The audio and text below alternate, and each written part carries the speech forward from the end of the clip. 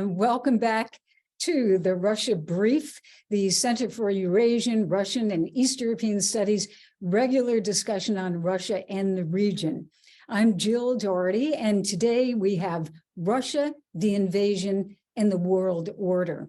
You know, it's now obvious that Vladimir Putin's invasion of Ukraine in February a year ago and the war that we now are witnessing is having a profound effect not only on Ukraine, not only on Russia, Europe, and the United States, but on global security.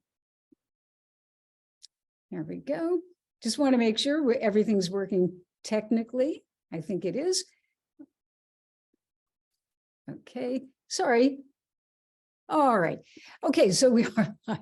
It's never a dull moment in Zoom land. So as I was saying, profound effect, not only on Ukraine, not only on Russia, United States, Europe, but on global security. And our guest today is a perfect person to talk about that. He has been at the center of events connected to that war.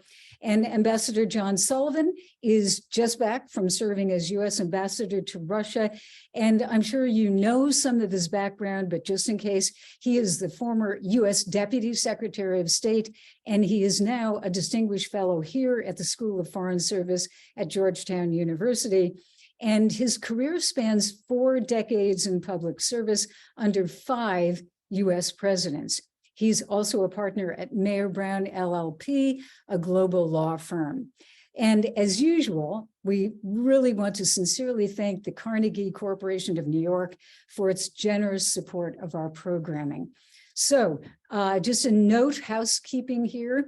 If the audience has questions, we do want to have that. So keep thinking of them, and we will have questions in the Q&A function and talk about a half an hour and then open it up to questions. So Ambassador Sullivan, a very big news day. We were just chatting about that before we opened. We had yesterday's visit, surprise visit to Kiev by President Joe Biden. He now is in Poland, and Vladimir Putin had a very big speech today to the Federal Assembly. So lots to talk about. Could we start with the Putin speech and the news that actually came out of here, that Russia is suspending participation in the New START nuclear arms control agreement. And he did say not withdrawing, but suspending participation. Can you walk us through that? What does that exactly mean? Well, it's well, thanks, Jill. It's always good to be with you. And it is a big news day, as you say. Putin's speech, his announcement that he's suspending Russian participation in New START. Secretary Blinken's commented on it, said it is most regrettable and irresponsible, and I agree. And there's both more and less to it than meets the eye. Less to it in the following sense. The Russians had already effectively suspended their participation in the New START treaty because they have the 2 things that they're supposed to do now under the treaty. Both sides are supposed to allow inspectors to come in and inspect their strategic nuclear weapons platforms, which is provided for under the treaty.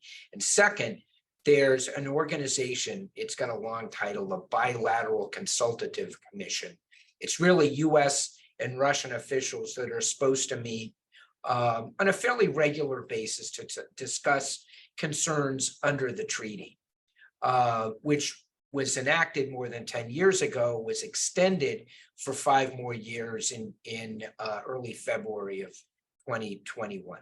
Well, the Russians, some weeks ago, Deputy Foreign Minister Ryabkov announced that the Russians weren't going to allow inspections because they thought the United States, even though it's required under the treaty, his view was the United States, the Russian view was, has been so hostile to Russia, particularly in opposing Russia's special military operation in Ukraine, no inspections. In fact, no meetings of the Bilateral Consultative Commission, which hasn't met, by the way, because of the pandemic for years at this point. So Putin's saying that he's suspending participation in the treaty by the way, what Ryabkov also was careful to say was, we're not going to violate the limits on nuclear weapons that are provided, that are, required or imposed under the treaty. And that's what Putin, so Putin is basically saying, yeah, what Ryabkov said, in effect. However, he is the president of the Russian Federation. He said this through a megaphone. He said he will consider the strike capabilities of France and Great Britain, two other nuclear powers in NATO, in considering whether Russia goes back into, lifts its suspension of the New START treaty. Well, the treaty is only between the United States and Russia. So he's introducing extraneous matters into the treaty, and raising it in the way he's done is just another, the most recent and one of the most threatening indications of nuclear saber rattling by the Russian government. And I interpret it all as, in effect, theater for Ukraine. You keep pressing me on Ukraine, look what I can do. Look what I've got. I've got new strategic weapons, which I am now putting on, quote, combat duty.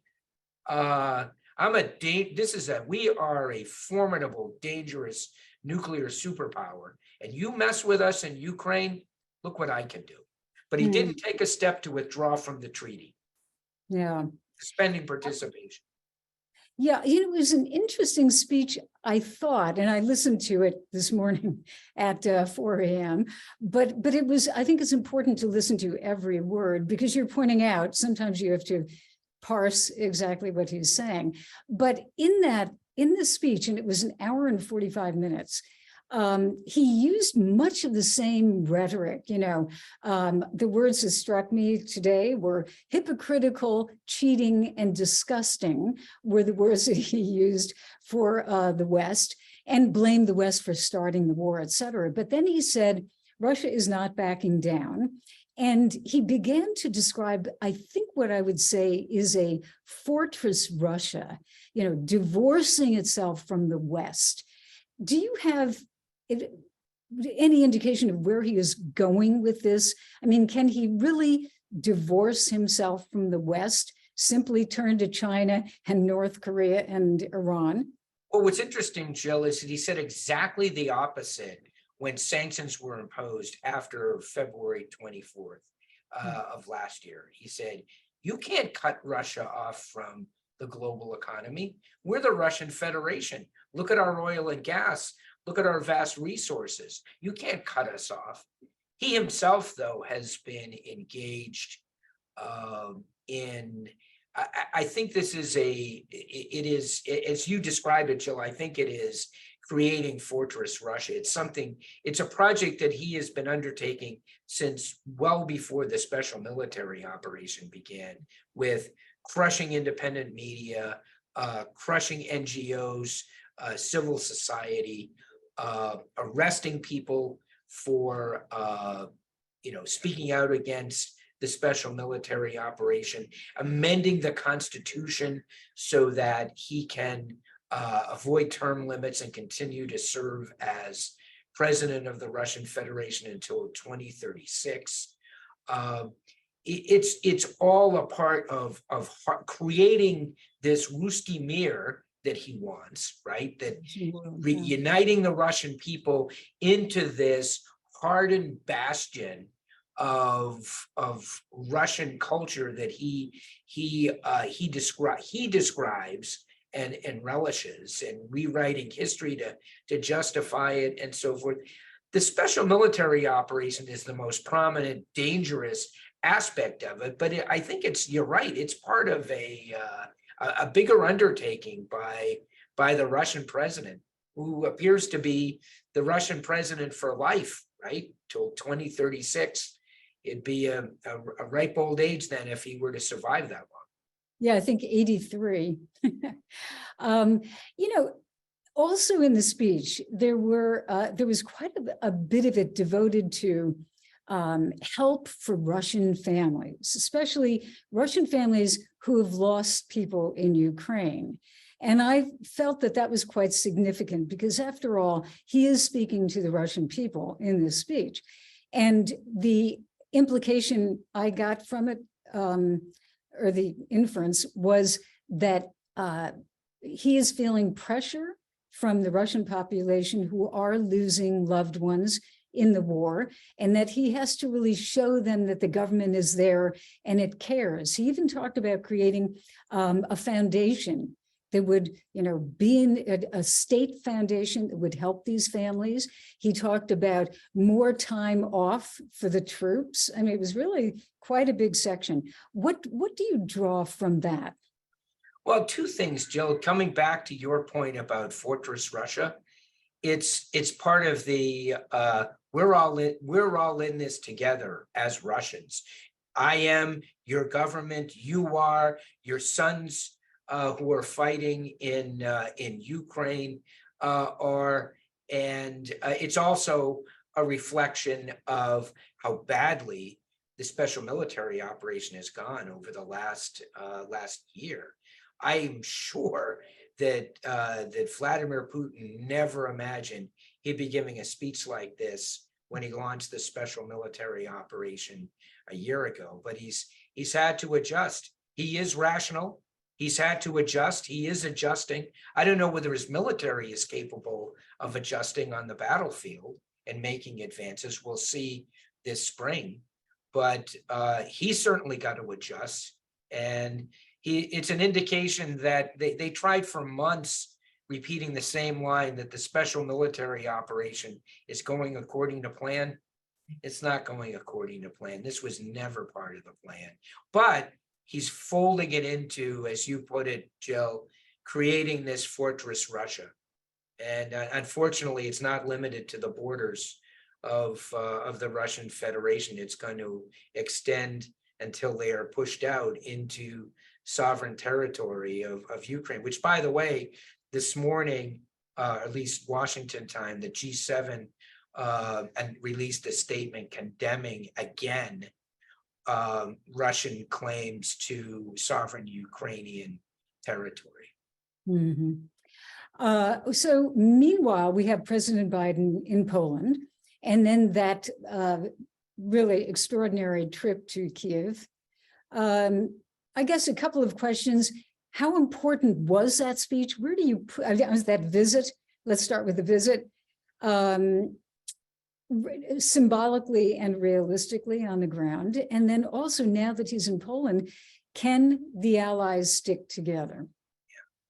Well, I think it's very important symbolically, and it is a symbol. His remarks there, the president's remarks in Kiev, were brief. I mean, he was on the ground there for 5 hours, but it is unprecedented, as the White House has pointed out, for a U.S. president to travel to an active war zone and not be under the protection of the U.S. military, which distinguishes this from trips by prior U.S. presidents to Iraq and Afghanistan, for example.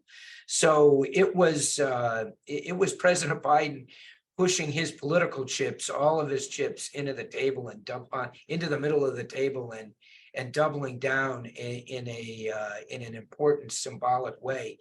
He'll have to back that up with an explanation, which I think there is a great speech to be given in Warsaw today to justify what the United States and our allies and partners have done to support Ukraine.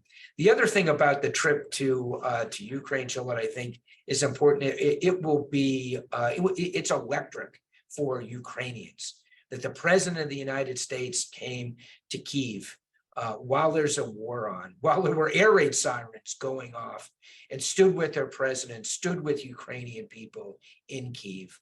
That shouldn't be underestimated. The speech, by the way, by Biden is going to be taking place this hour, and I'm sure we're all going to, really study it to see what he can say. I think that's an interesting point that you make. That he has to really explain the stakes here. And if you look at domestic U.S. policy right now, I should say domestic U.S. debate, there are some, especially in a certain wing of the Republican Party, who are making a stronger and stronger case for the opposite, that the United States should not be doing this. What could Biden do you think, to try to convince people? Well, framing the issue on how important it is to resist an effort by Russia, a permanent member, one of the 5 permanent members of the UN Security Council, who has waged an aggressive war, illegal war, against a sovereign country, invaded it with no legal justification, no self-defense, none, to claim territory. That type of war of conquest, imperial war of conquest, should have gone out with, in the middle of the 20th century.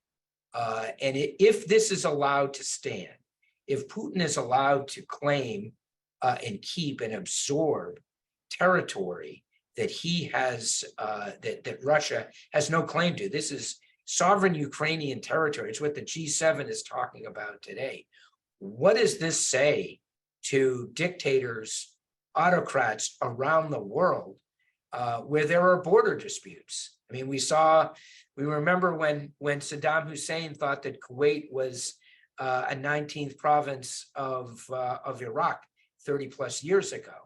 There are border disputes, Pakistan and India, India and China, North and South Korea, territorial disputes that the international system, the so-called rules-based international order, has basically kept on a low boil. And what I mean by that is it hasn't flared into, God forbid, another world war, which is what happened when Germany waged an aggressive war against Poland on September 1st, 1939. The international system that was created, including by the Soviet Union in 1945, has kept the world from another world war. If this is allowed to stand by what Putin claims is the successor to the Soviet Union, Russia, the Russian Federation, permanent member of the Security Council, if Russia can do this, that puts a stake through the international system that has kept the peace since World War II. The stakes couldn't be higher.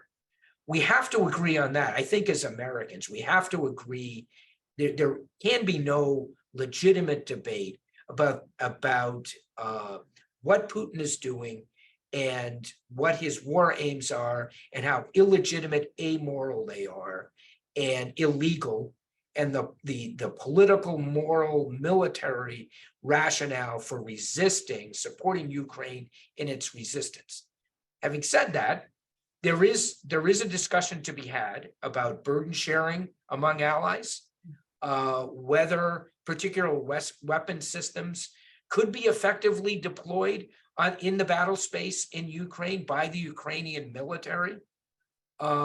And President Biden has also made it clear that he does not seek, despite what Vladimir Putin says, he doesn't want a war with Russia.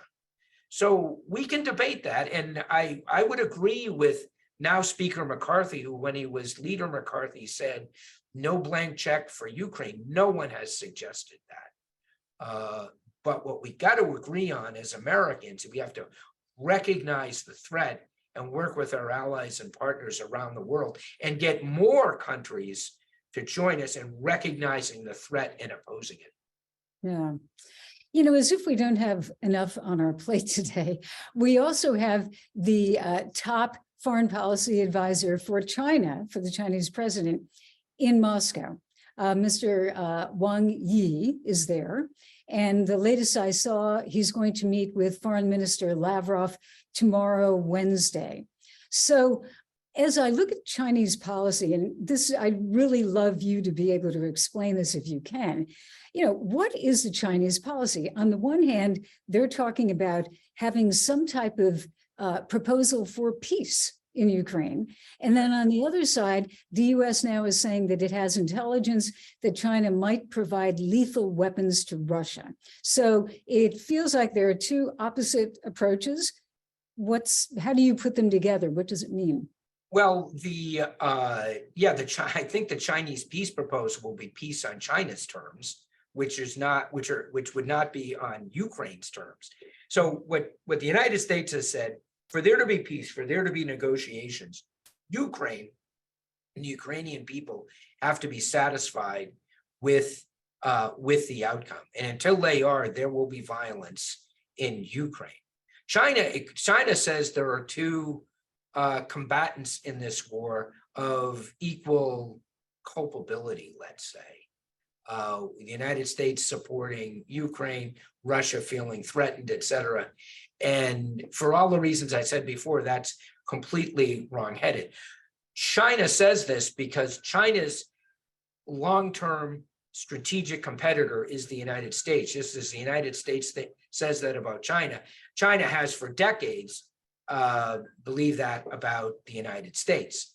So its relationship with Russia is important for countering the United States in its rise and its challenge to the United States. What Biden has said, President Biden has said, is we're open for competition, free and open competition. Absolutely, have at it, whether it's in developing technology, artificial intelligence, et cetera. Let's compete, but compete fairly with the rules-based system that the United States and the Soviet Union and others created after the Second World War, not subverted the way China has been, particularly over the last 20 or 25 years or so, stealing technology from the United States, making grandiose territorial claims similar to Russia's. So it's a complex tapestry of the two really big powers, United States and China, with this third entity, Russia, which doesn't have the economic throw weight. It does have a lot of energy resources, but also a strategic nuclear stockpile. The Chinese are using Russia against us. But what's interesting, Jill, is as much as President Xi and President Putin have talked about their unlimited partnership, President Xi has also made clear, and this is important when we consider President Putin's speech today, Xi has also made clear that a nuclear war cannot be fought and cannot be won and shouldn't be waged in the context of this war in Ukraine. So I'll be curious to see how the Chinese government reacts to more nuclear saber rattling from their partner, and that President Xi has also said, warned, shouldn't use nuclear weapons in Ukraine. Yeah. Well, I just want to remind the audience that your questions and answers will be coming up very shortly. I have one more question, but remember, for the audience, you'll put those questions into the Q&A function, and I'll try to get through as many as I can. One last question for you, at least in this section, Ambassador Sullivan, and that is the Russian Foreign Ministry summoned the new U.S. Ambassador Lynn Tracy to the Foreign Ministry. They're complaining about the United States, as they put it, pumping Ukraine with weapons. And they also said that the U.S. has been giving targeting information to the Ukrainians. We've heard this before, but this is, I guess, a démarche, and it's serious. How does you obviously been the ambassador? You were there for 3 very difficult years. How do you handle that? I mean, when you're called into the foreign ministry, I presume you were in your time there. What happens? Do you just take it and send it to Washington? What do you do exactly? Well, like a good lawyer, I'll give the lawyerly response. It depends. I've been summoned. I was summoned many times. Sometimes, and it was never clear to me. They never made clear why, just that I needed to come. And I could speculate. I was often wrong. And sometimes I was summoned over things that were non-controversial, that there was no back and forth over. And other times there were significant matters that were raised. So I recall once, this was after the special military operation began, I was summoned. I believe President Biden had said after a press conference that President Putin was a war criminal, or Russia may have committed war crimes in Ukraine. I can't remember now exactly which statement it was. But I was summoned to the foreign ministry, and I was told that it was completely inappropriate for an American president to talk this way about a Russian president. And they read a litany of what President Biden had said, how this was so unacceptable, et cetera, et cetera. And I just said, well, the president of the United States wouldn't say that if Russia stopped committing war crimes in Ukraine. And then I went down a list of, the missile strike on the train station in Kramatorsk, Bucha, et cetera. And I did so and my colleagues from the embassy were with me. I didn't raise my voice. I spoke in the same tone that I am now. And my Russian interlocutor just flew off the handle, started pounding the table. How dare I come in and threaten him? Threaten you? What are you talking about? And that was the only time when I thought we really were this was an impasse, and we were just, I wasn't yelling at him, he was yelling at me because he didn't like the facts that I was reciting. But what was interesting, Jill? He toned it down, and by the end of the meeting, we agreed that it was important that we continue to have a channel of communication. But that was an instance where I thought I just couldn't let somebody say that about not only my president, but in particular, given what Russia was doing in Ukraine at the time, and still is. But what I thought you were going to mention, Jill, though, about the recent demarche is, my understanding is that the Russians have not only complained, and they've complained since before the start of the war. Their favorite expression is, the United States and our vassals, we're pumping weapons into Ukraine, providing targeting information that's killing Russians and so forth. What I thought was different this time was, I thought they complained that the embassy was releasing statements that contravened Russian law, because, for example, we were referring to Russia's aggressive war in Ukraine and not referring to it as a special military operation, which would raise a very serious issue under the Geneva Conventions, and our speech, applying that Russian law to a U.S. diplomat, so that if I, as ambassador, or my successor, Lynn Tracy, as ambassador, couldn't describe what Russia was doing in Ukraine as waging war, because otherwise we would commit a crime under Russian law. That's when we're getting to the point where the Russians they're either going to close the embassy down, or President Biden's going to have to withdraw our ambassador, because we're not going to allow ourselves to be subjected to that kind of limitation and restriction. Yeah, I'll have to check, but I do believe that was a few days ago, and this is today. So it may be a series of demarches. We'll check that out. But in any case, it's going to be a difficult job, I think, for Ambassador. Yeah, she's got a much more difficult job than I did. Her first days at the embassy, she went and presented her credentials to the MFA, and there was a mob outside the foreign ministry protesting with signs and so forth, anti-American chants. That never happened to me in 3 years as ambassador. Yeah. Well, I'm glad to say we have some good questions, so I want to get to those. Let's start with one from Georgia Sambonaris. What should reconstruction of Ukraine involve? I'm glad this question came up. Under President Clinton, we had mass privatization and capital markets development, or a private sector development emphasis. What sectors should be emphasized in the new reconstruction phase? What would you say?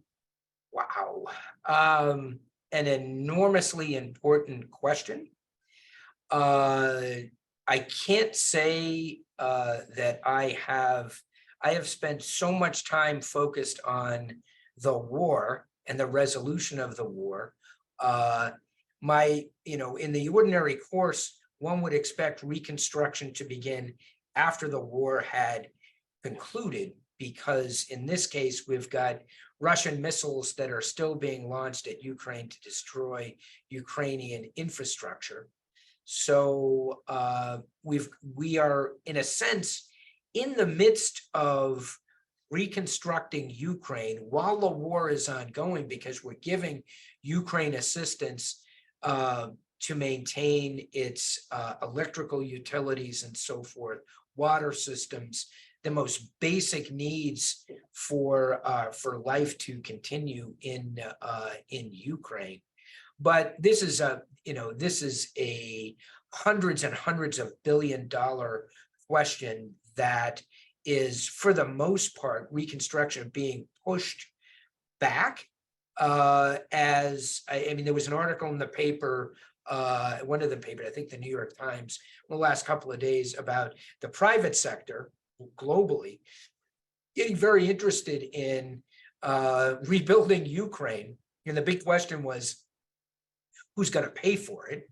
And so I don't have a good answer for you at this point. In fact, the U.S. government is just starting to try to wrap its mind around this problem and work with our allies and partners on what is going to be an enormous undertaking. Assuming we get we get to a point at which there is peace and we can have a reconstruction ongoing, or it's going to be like the wartime efforts now to rebuild infrastructure that is being blasted by Russian missiles, rebuilding it and then having it blown up again.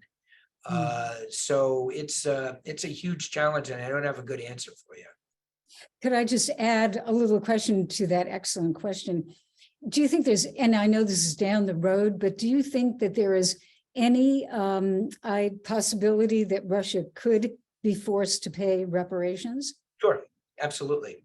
Or Russian assets that have been, this is hotly debated now, Russian assets that have been seized, frozen, having those applied to rebuilding Ukraine is a matter of what President Zelensky wants is justice. He wants a just peace, and a just peace means rebuilding Ukraine. Who broke Ukraine? Russia. Yeah.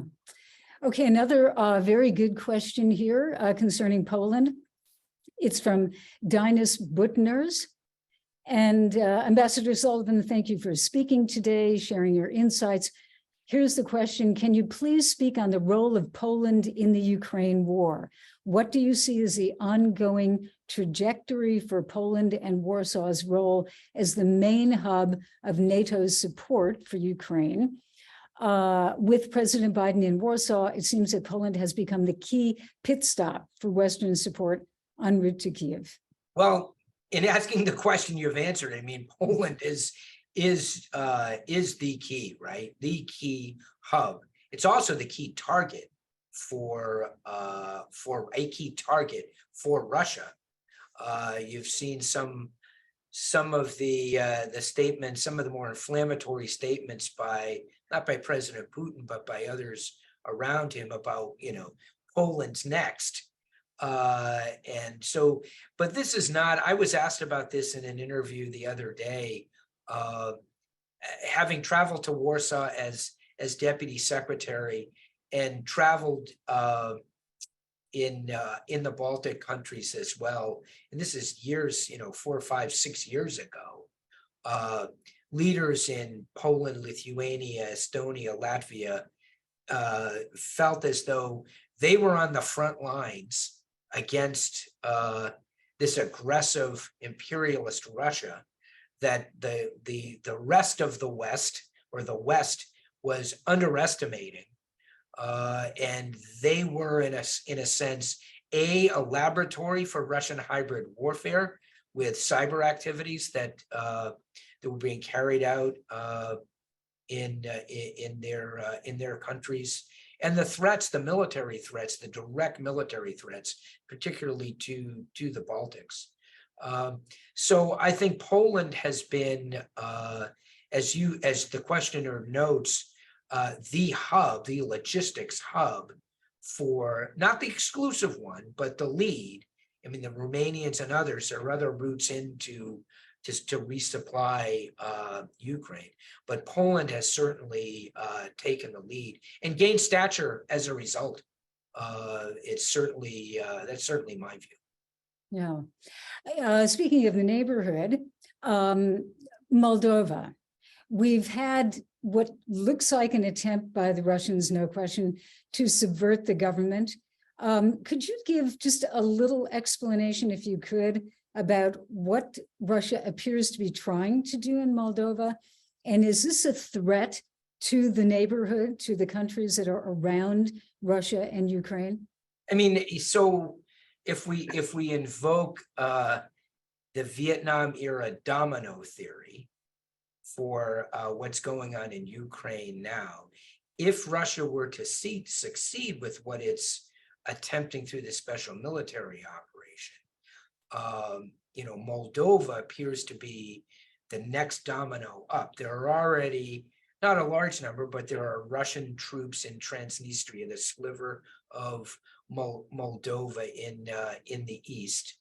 And as you know, Jill, the Moldovan president has announced that there was a plot by the Russian security services to overthrow the government. Moldova is in my opinion, because of its location, the presence of Russian troops already in Transnistria,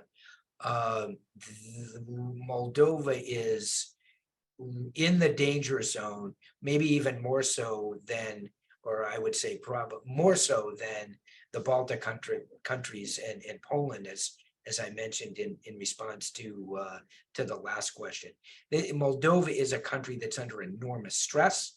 There's battle damage that's crossing the border into Moldova from Russian missile strikes. So it is in distress.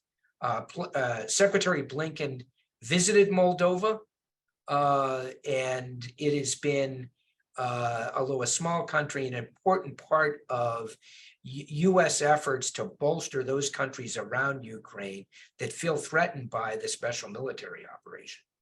Mm-hmm. Again, to our audience, if you want to ask questions, and this is a great opportunity to ask Ambassador Sullivan whatever you would like about the region, please put them in Q&A. And I have another question. It deals with President Putin's speech today, and there was a moment where he was talking about sanctions and saying essentially they don't have any effect. But then he went into the Russian elite who had been investing in the West. He claimed that they were cheated by investing in the West, that they probably wouldn't get their money out. And then he also said, he mentioned rich Russians who had yachts that had been seized. We all remember at the beginning of the invasion, and the US and other governments went around the world seizing property of oligarchs. And so he said, even those people who had yachts that were seized, and then he said, the average Russian would not have any pity for people like that. And when I heard that, I kept thinking, a favorite phrase of President Putin is the fifth column, or people who aren't really Russian patriots, right, who are just cheating on the government, who want to leave. And it felt to me, now you can give me your impression, but it felt to me that he is really clamping down now on anyone who is not going to support him in this war. And he's going to make life really miserable for those people. Can you walk me through, Yeah. the corruption, the elites, and what it means? Jill, it's your phrase, it's Fortress Russia, right? He basically said back when after the special military operation started, when there were a number of Russians who were fleeing, he basically said, good riddance. This will be a test of who the real Russians are, those who stay with us, who share our values. This is Fortress Russia. So, his view is if you're part of the decadent West, you've got money invested there, you've got a townhouse in London or a yacht somewhere, you're not part of it. You're not part of Fortress Russia. On the other hand, who's the richest Russian with multiple yachts? Vladimir Vladimirovich, right? So they also don't want, he and his oligarch cronies don't want their assets seized and then sold, and the resources given to Ukraine for reconstruction. So on the one hand, the Russian government complains bitterly that the West is threatening to seize and not only seize, but execute on Russian assets that have been, in their opinion, illegally seized, and using those resources to support Ukraine. On the other hand, Putin says, if you're invested in the West, you're not invested in Fortress Russia. The average Russian doesn't have a yacht, doesn't go to Monaco, doesn't go to South Beach. And for those people, those of us who've chosen that path, go live in the decadent West. They're in decline. We in Fortress Russia will defend traditional Russian values and will survive sanctions or anything else you can throw at us, just as our grandparents did during the Great Patriotic War.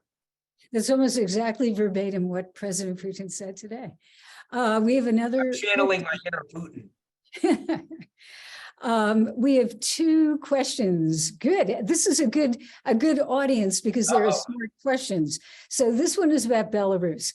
Thanks again, Mr. Ambassador. Do you see the role of Belarus in this war expanding or changing in the near future, especially in the wake of President Lukashenko's announcement of the formation of a 150,000 strong territorial defense force? Do you expect increased Belarusian involvement, or are recent announcements and threats simply posturing? My gut reaction is, and it has been since the start of the war, there won't be Belarusian military participation if Lukashenko can avoid it. It would have to be under substantial pressure from the Russian government for the Belarusian military to participate. It was something that the United States government was paying, and our NATO allies and partners were paying very close attention to at the start of the war and even before the start of the war, where Belarusian troop concentrations were on the border with Ukraine. But it became clear that Lukashenko, the Belarusian government, was not prepared for a fight with Ukraine. They were willing to allow their Union state colleagues, the Russian military, to use Belarus as a platform, but Belarusian troops would not participate. It's also my understanding that the Belarusian military, the Belarusian security services, the BKGB, is quite a substantial entity. The Belarusian military isn't comparatively as strong. So my impression has been over the course of the last year that Lukashenko is avoiding getting drawn into a military conflict. He's worried about his own survival. And he was very careful in the language he chose. He said, he's got to be, a Putin-esque belligerent nationalist. Of course, we're going to fight, but only if those Ukrainians cross the border, just one step over the border, and boy, we'll come down with a military hammer. But a I don't think he wants to do it. And B, yeah, it would add something to the Russian military, but it's not I don't think the Ukrainian military or the US military would consider Belarusian military participation as a big strategic difference that would turn the tide of the war in Russia's favor. It wouldn't be good, and maybe it would. I don't know. I'm not an expert, but my understanding is the Belarusian military really isn't as formidable as one might think. Interesting. As compared to the BKGB, which is. Yes. And a question here from Carlos Adamayo. Good morning, Mr. Adamayo. Thank you again. Question is the following. Are we heading toward a frozen conflict? The Russian regime's survival appears to depend on some sort of win in Ukraine. In that context, as elections approach in the US, it remains to be seen if a new administration will sustain the political military support for Kiev. In essence, do you assess that Putin's war of attrition will end up generating a frozen conflict a la North Korea? Well, I think Putin is counting on more than that. He's counting on the West's inability to maintain its support for Ukraine as being the key, not to a frozen conflict, but to his victory. So that, they say without the military support from the United States and our NATO allies and partners and others around the world, other countries, Ukraine would have been subdued long ago. So Putin is counting on the West flagging in its support for Ukraine. And that's how he still has hopes for victory.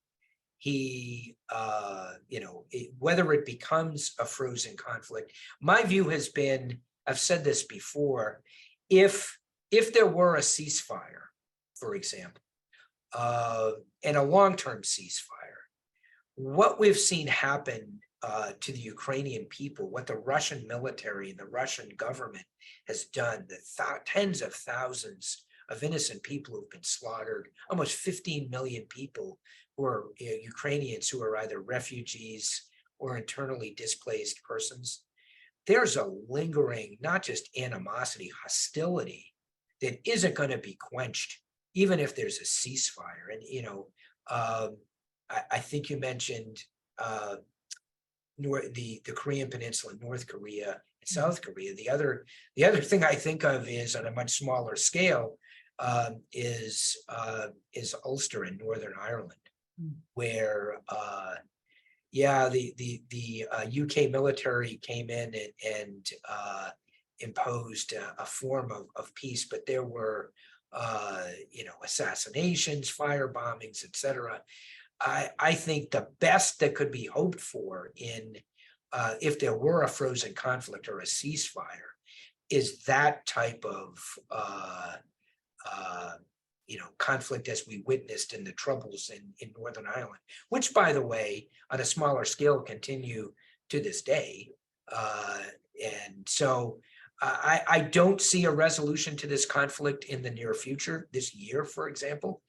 I may have to eat those words. Maybe one side or the other prevails in a strategic way in an offensive this spring, but neither side is going to give up. As hard over as Putin is, the Ukrainians are as well. Zelensky he doesn't want to, but even if he did, if he wanted to surrender territory to stop the war, he wouldn't remain as president.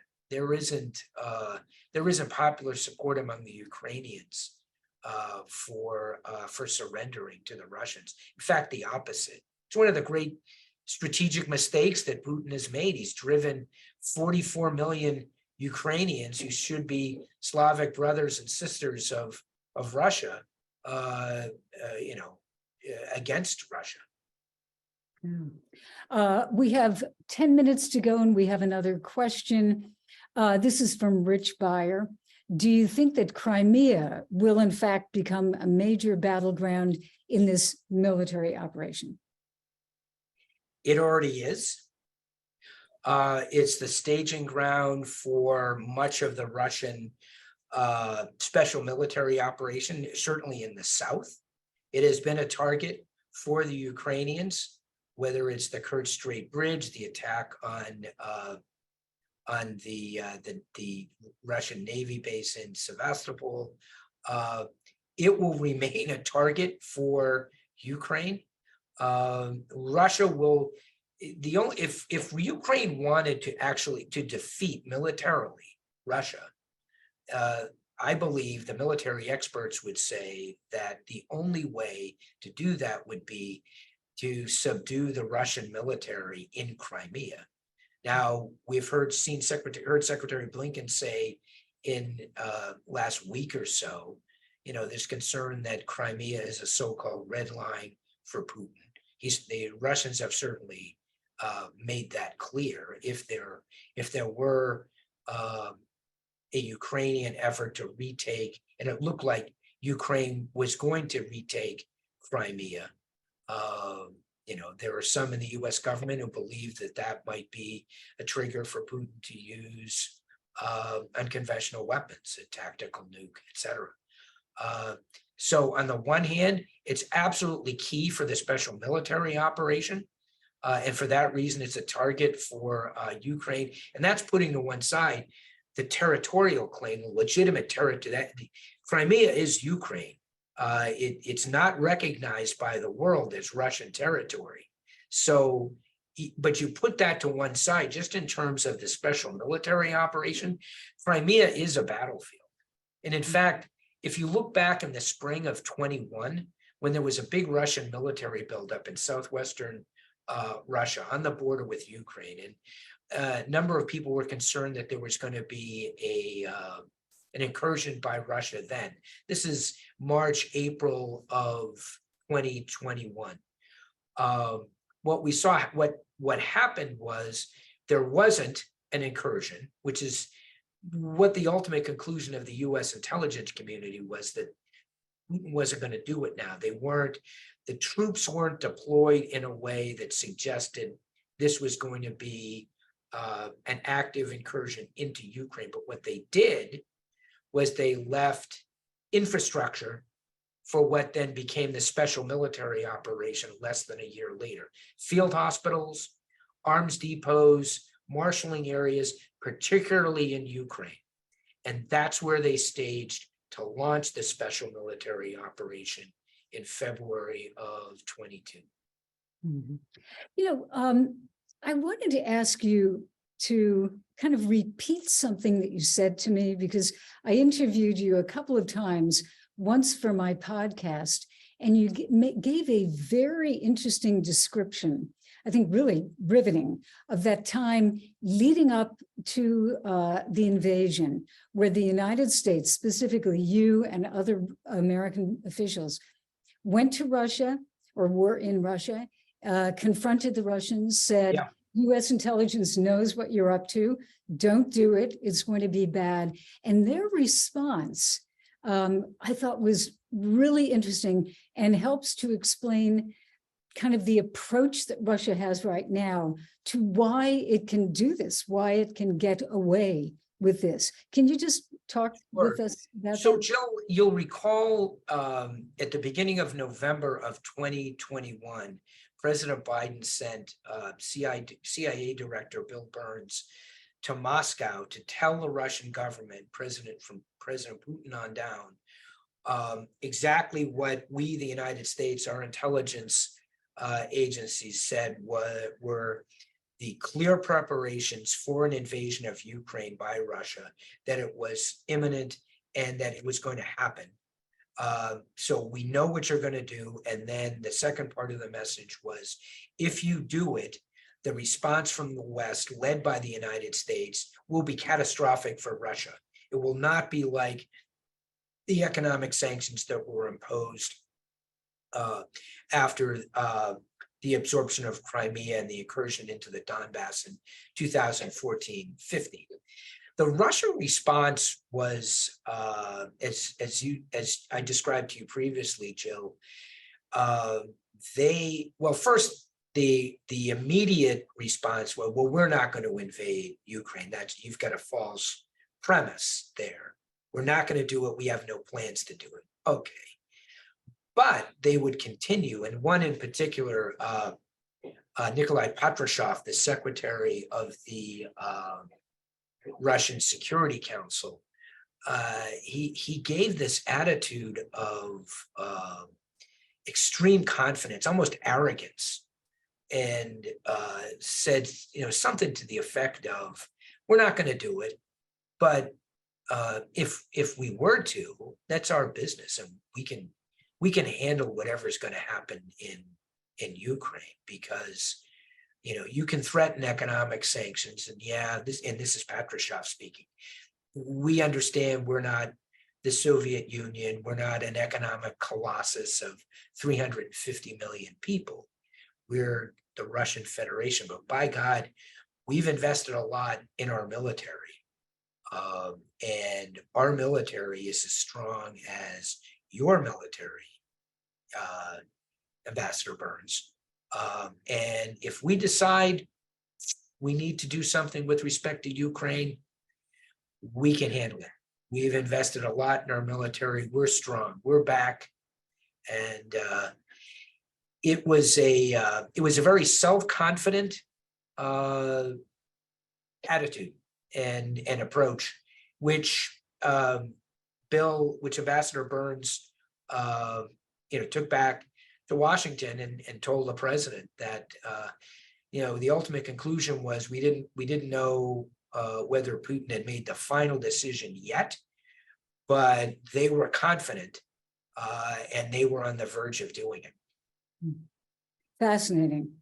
Well, I really want to thank you, Ambassador John Sullivan. It was a really interesting discussion and very timely. I mean, now we have to rush back and see the transcript from President Biden's speech, if he hasn't. Oh, he's speaking right now. I'm looking at the TV. So we can all rush back to our TVs. Thank you very much. And thank you to the audience for excellent questions. And a big thanks to the Carnegie Corporation of New York for its generous support. And we will see you next month with another Russia Brief. Thank you.